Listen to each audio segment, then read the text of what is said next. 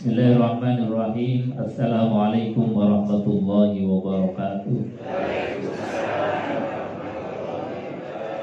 Bismillah. Innal hamdalillah nahmaduhu wa nasta'inuhu wa nastaghfiruh wa na'udzu billah min shururi anfusina wa sayyiati a'malina may yahdihillahu fala mudilla lahu wa may yudlil fala hadiya lahu. Rabbi ishrah li sadri wa yassir li amri wahlul 'uqdatam min lisani yafqahu qawli. Amma ba'd.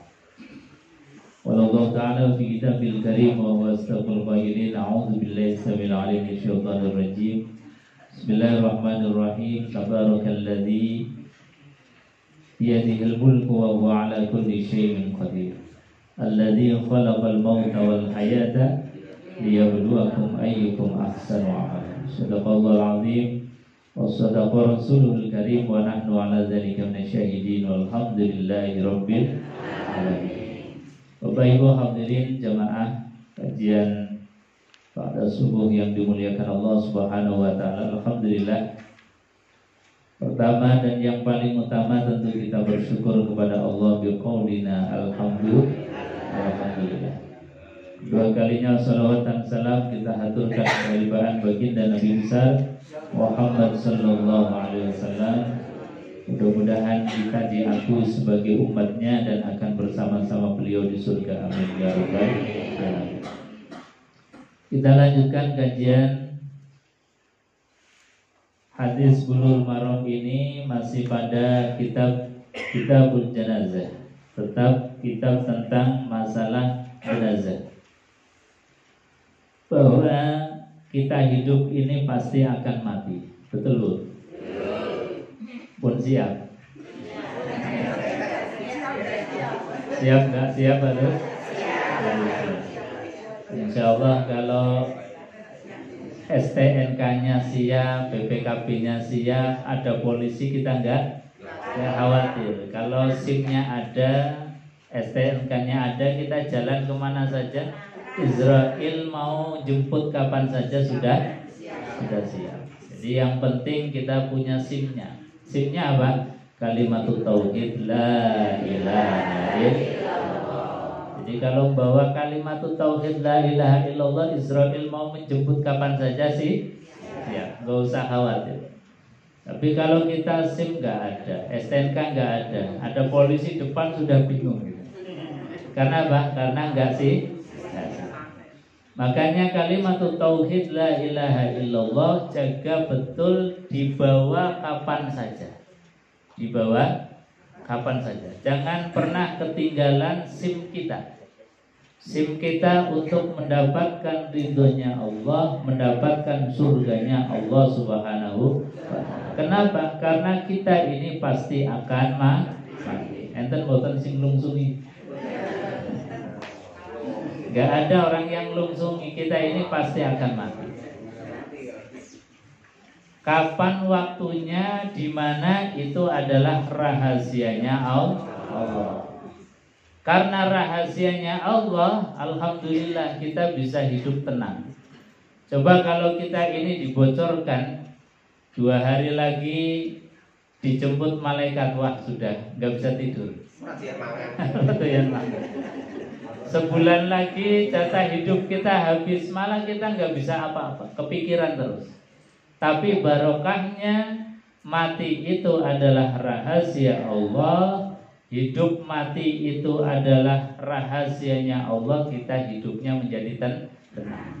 Kadang-kadang buat dosa aja masih guya-guyu. Gini Bang Betul? Masih salah aja masih guya-guyu. Ini barokahnya bahwa kehidupan dan kematian, khususnya kematian ajal kita itu adalah rahasia Allah Subhanahu wa ta'ala.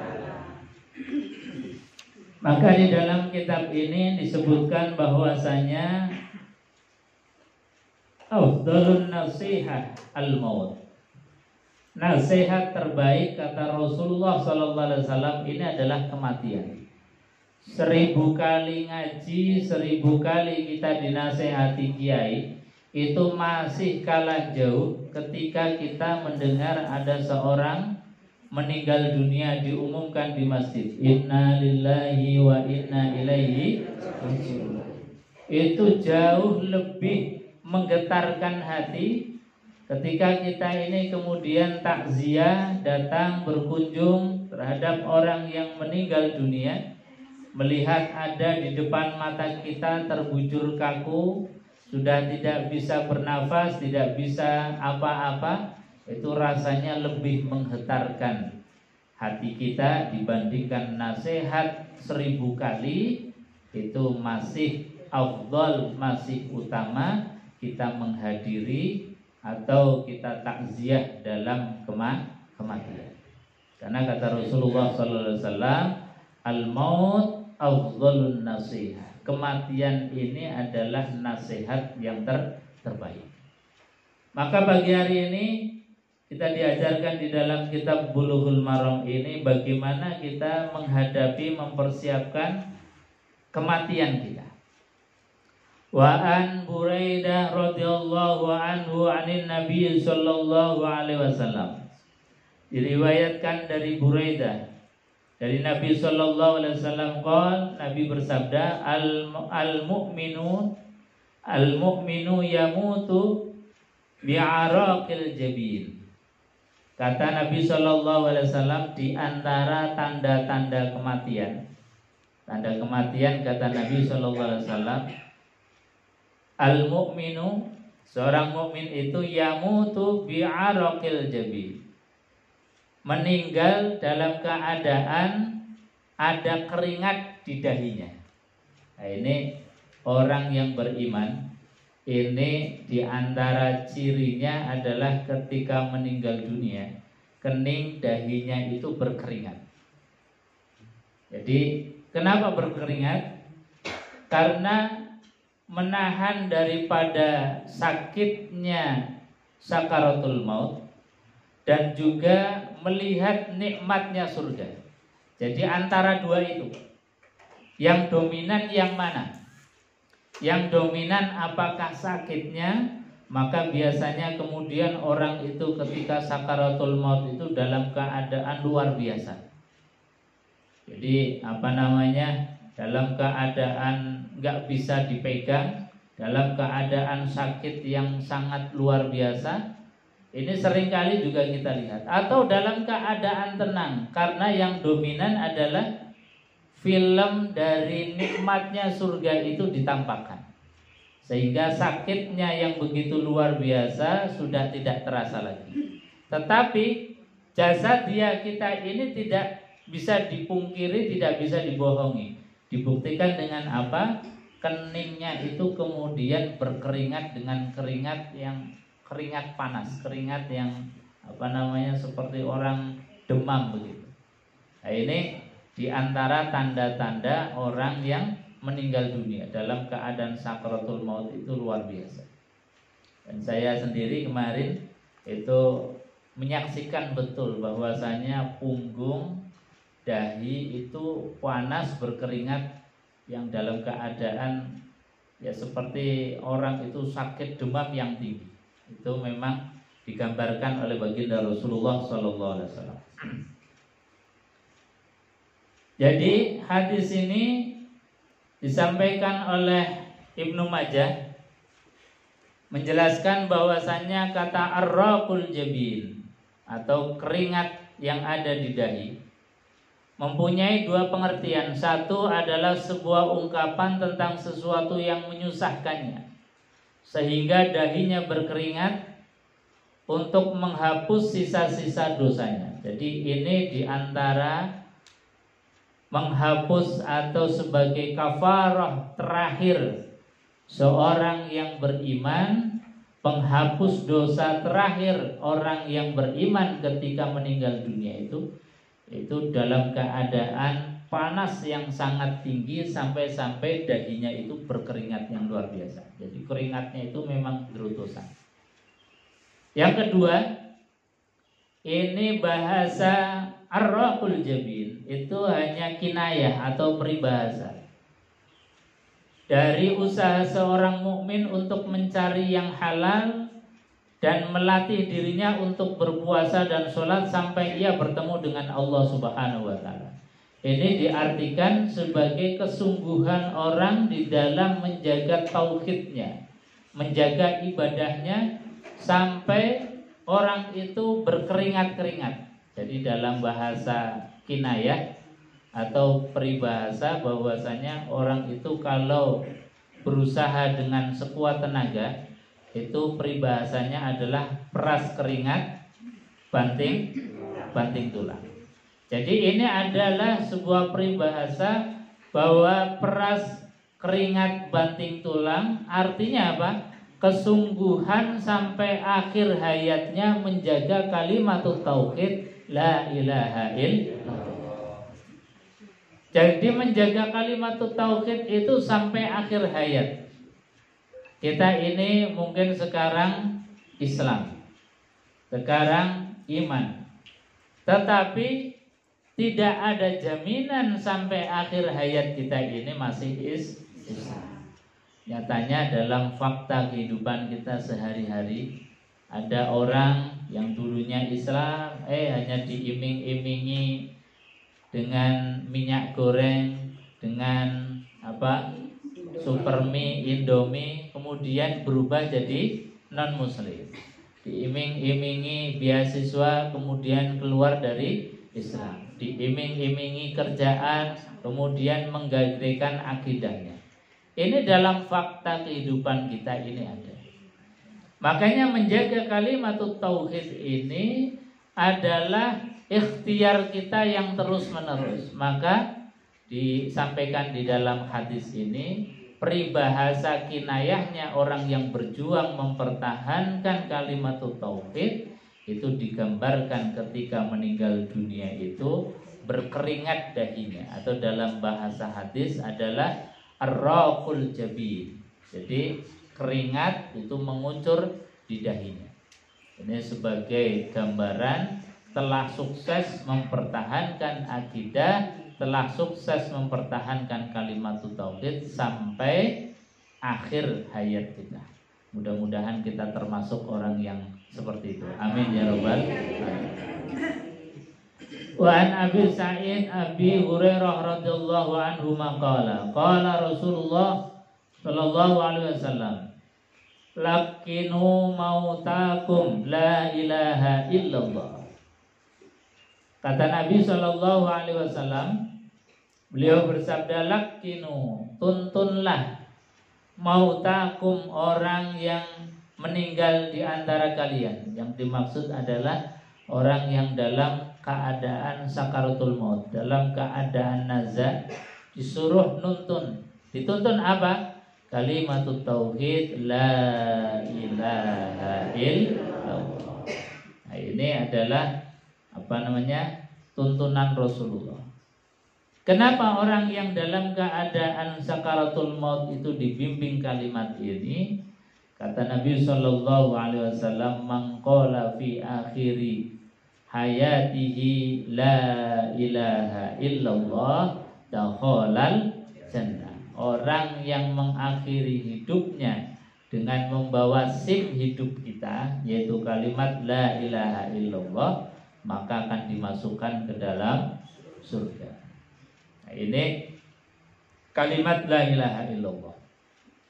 Makanya kalimat la ilaha illallah ini dibiasakan, diajarkan oleh para ulama menjadi habit, menjadi kebiasaan kita. Syukur-syukur menjadi akhlak kita. Akhlak itu apa? Akhlak itu adalah sesuatu yang tercipta, yang dilaksanakan atau diperbuat tanpa mikir lagi. Tanpa mikir lagi. Kalau masih mikir lagi, itu namanya belum menjadi akhlak. Contoh misalnya, ibu-ibu jalan-jalan ada uang di kantong. Ini kalau kita punya akhlak sedekah, itu ada orang yang melihat atau enggak ada orang melihat. Ada anak kecil dikasih. Ada orang yang kira-kira butuh dikasih. Itu namanya akhlak. Tapi kalau kita meskipun ada uang di kantong, tapi mengeluarkannya itu mikir-mikir, kalau nggak ada uang, ngapain kasih? Tapi kalau ada orang banyak kemudian buru-buru dikasih. Jadi mengasihnya atau bersodakohnya itu karena dilihat orang, itu berarti dia ini belum mendapatkan atau belum punya akhlaknya sodakoh. Kita ini kepadu misalnya. Kepadu kalau nggak ada orang misuh-misuh. Tapi kalau ada orang subhanallah astagfirullah yang diucapkan kalimatut thayyibah. Tapi kalimat thayyibah keluarnya ketika ada orang. Kalau nggak ada orang misuh. Ini namanya belum punya akhlak. Kalau sudah punya akhlak, ada orang maupun tidak ada orang, yang keluar dari lisan kita itu kalimat thayyibah. Astagfirullah ya Allah, kepada subhanallah, astagfirullah, la haula wala quwata illa billah. Ini namanya akhlak. Nah, kalau kita punya akhlak kalimatul la ilaha illallah senantiasa ada dalam lisan kita, itu kapanpun, dimanapun, dalam keadaan apapun, sehat maupun sakit, kita ini mudah untuk mengucapkan kalimat la ilaha illallah. Termasuk dalam keadaan yang sangat-sangat penting, yang sangat-sangat kita butuhkan ketika kita dalam keadaan nazar. Maka lisan ini rasanya mudah untuk mengucapkan kalimat la ilaha illallah. Makanya ada pepatah, orang bisa itu karena biasa. Terbiasa zikiran, terbiasa tahlilan, insya Allah ketika meninggal dunia, meskipun dalam keadaan susah, dalam keadaan sakit yang luar biasa, lisan kita ini secara otomatis mengucapkan la ilaha. Ada cerita yang ini viral di media sosial. Ada orang itu hafiz Al-Quran. Jadi hafiz Al-Quran itu kan dalam menjaga Qurannya, tiap hari, tiap saat itu darusan terus. Jadi ngaji terus. Karena apa? Kalau enggak darusan, Qurannya hilang. Betul Bu? Ibu-ibu kalau sudah hafal, ada Yasin, ada Ar-Rahman, ada Waqiah, itu kalau diterus menerus tiap hari masak baca Waqiah, nyapu baca Tabarok, ini terus menerus akan menjadikan hafalan kita itu terjaga. Nah, seorang hafiz ini dilala kemudian ditakdir oleh Allah ini sakit sampai koma. Ngertos koma Bu? Koma niku dereng titik. Jadi koma, baru koma, tidak bisa apa-apa, nggak bisa melihat, nggak bisa mendengar, nggak bisa mereaksi apapun. Di rumah sakit ya hanya berbaring saja, tidak bisa apa-apa. Tapi dalam keadaan koma yang semua organ sudah tidak bisa berinteraksi apa-apa, tapi lisannya, mulutnya masih dermimil, masih darusan mengucapkan Al-Quran. Jadi dalam keadaan pikiran saja sudah nggak connect, mata sudah nggak bisa dibuka, nggak bisa melihat, telinga sudah nggak bisa mendengar, lisan masih mengucapkan kalimat-kalimat Al-Quran. Ini luar biasa. Artinya apa? Bahwa kebiasaan kita menghantarkan terhadap apa yang kemudian menjadi kebutuhan kita, khususnya di akhir hidup kita. Ketika akhir hidup kita membutuhkan kalimat tauhid, maka kalimat tauhid itu muncul secara otomatis.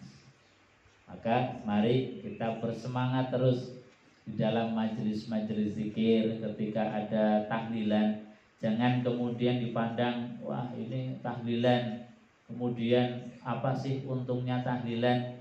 Nah, untungnya tahlilan ya bagi kita sendiri, membiasakan kalimat itu jangan sampai pernah lepas dari lisan tenggorokan kita. Hadirin jemaah yang dimuliakan Allah. Makanya Rasulullah SAW mengajarkan kepada kita, lakkinu mautakum. Ketika ada orang yang sakit, yang sudah kira-kira nazar atau sakaratul maut, maka hendaknya kita ini membimbing. dengan mengucapkan kalimat la ilaha illallah. Nah, para ulama ini memberikan pengajaran kalau kalimat ini kira-kira membahayakan untuk diucapkan karena mungkin nafasnya sudah mulai pendek, maka dicukupkan dengan kalimat Allah, Allah, Allah. Karena dengan memaksakan kalimat la ilaha illallah sementara nafasnya sudah mulai pendek, ini khawatirnya baru mengucapkan la ilah sudah meninggal. Artinya apa? Enggak sempurna kalimat tauhidnya. La ilah itu kan artinya tidak ada Tuhan. Kalau kalimat ini yang menjadi akhir, maka dikhawatirkan malah justru menjadi bahaya. Makanya kalau kira-kira nafasnya masih longgar, talqinlah dengan kalimat yang lengkap la ilaha illallah. Kalau sudah terdengar kalimat itu sudah nggak usah dibolak-baleni, nggak usah diulang-ulang. Biarkan saja tenang. Nanti kalau ada ucapan lagi, misalnya minum atau misalnya suruh mijitin, pokoknya kalau ada ucapan lagi ditalkin lagi. Kalau ngomong lagi baru ditalkin lagi. Kalau sudah ditalkin, kedengaran kalimat la ilaha illallah sudah, biarkan tenang saja. Biarkan tenang. Atau pegangkan tasbih, biar tasbihnya ini membimbing hati dan lisannya untuk mengucapkan Allah, Allah, Allah, Allah. Kalau sudah kedengar lafaz Allah atau lafaz la ilaha illallah, kita sudah tenang saja.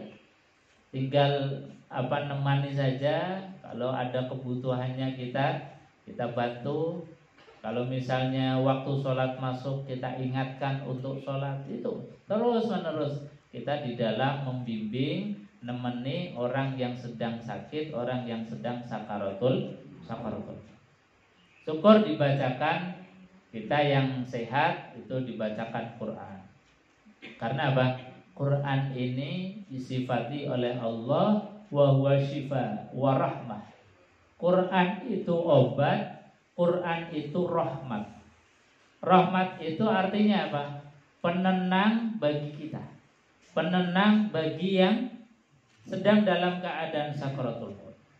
Orang yang dalam keadaan sakit, dalam keadaan nazar, itu ditemani Quran, rasanya tenang. Ditemani bacaan Quran, apalagi yang membaca itu orang yang paling dekat. Pasangan hidupnya, anak-anaknya kumpul di situ, itu rasanya tenang, rasanya bahagia. Dan itu menjadikan obat bagi orang yang sedang sakaratul maut. Jadi menghadapi sakaratul maut itu dengan senang, bahagia, legowo, rela. Makanya banyak orang yang meninggal itu kemudian tidak ada rasanya, langsung males, langsung tidak ada reaksi yang seperti bolak-balik, kadang-kadang sampai keroncalan dan lain sebagainya. Bahkan ada juga orang yang dalam sakaratul maut itu kemudian ditali, kaki ditali di tempat tidur, tangan ditali di tempat tidur. Karena apa? Karena gerakannya yang luar biasa, membahayakan dirinya, bahkan membahayakan orang lain. Makanya kita berharap, berdoa kepada Allah dalam keadaan mengakhiri hidup kita ini dalam keadaan tenang, dalam keadaan khusyuk, dalam keadaan diperlihatkan film tentang nikmatnya surganya Allah. Amin Allahumma amin. Nah, dalam lakinu mautakum ini para ulama memberikan satu pengajaran tadi. Kalau dilihat nafasnya masih panjang, maka talkinlah dengan talkin yang sempurna. Kalau nafasnya pendek, maka cukupkan dengan kalimat Allah, Allah, Allah. Ustaz, lah kalau talqin itu ketika sudah meninggal dunia di kuburan, itu kan biasanya Pak Modin atau Ustadz biasanya ada yang mentalqin. Nah, talqin dalam keadaan sudah meninggal di makbarah, itu sejatinya yang ditalqin itu kita. Yang ditalqin kita. Yang masih hidup, yang menghantarkan, itu sebagai ibrah pelajaran. Sedangkan bagi yang meninggal dunia itu sudah tidak ada manfaat untuk yang meninggal dunia. Artinya apa? Sudah nggak bisa lagi, karena akhir daripada hidup itu ketika sakaratul maut dan dicabut nyawanya, maka pengajaran terhadap itu sudah tidak ada lagi manfaat untuk jenazah. Nah, manfaatnya itu adalah ibrah, pelajaran bagi kita yang masih hidup, yang mengantarkan jenazah. Makanya seperti tadi Nabi mengatakan bahwasanya al-maut afdhalun nasihat. Maut itu adalah nasihat yang paling utama. Maka ketika kita menghantarkan jenazah, kemudian jenazah dimasukkan ke dalam liang lahat, dibacakan ya fulan. Ketika engkau ditanya man rabbuka, maka jawablah dengan Allahu Rabbi. Ketika engkau ditanya tentang siapa nabimu, maka jawablah nabi kita, Nabi Muhammad. Itu ditalqin. Talqin dalam makbarah ini mengingatkan kita agar kita betul-betul siap-siap menjaga akidah kita la ilaha illallah, jangan sampai lepas. Nah, ini pengajaran dari mulai hidup sampai meninggal dunia dalam bahasa Rasulullah sallallahu alaihi wasallam, utlubul ilma minal mahdi ilal lahdi. Jadi carilah ilmu dari ayunan gendongan kita orang tua sampai dengan kita masuk ke dalam liang lahat. Ini belajar terus menerus. Belajar sampai kita meninggal dunia, masuk ke dalam kubur. Hadirin jamaah yang dimuliakan Allah Subhanahu wa taala. An Ma'qil ibni Yasar radhiyallahu anna Nabiy sallallahu alaihi wasallam qala, "Iqra'u ala mautakum Yasin." Ini dalam hadis yang lain Rasulullah sallallahu alaihi wasallam bersabda bahwasanya iqra'u, bacakanlah olehmu sekalian, ala mautakum, terhadap orang yang meninggal di antara kalian. Dibacakan apa? Yasin.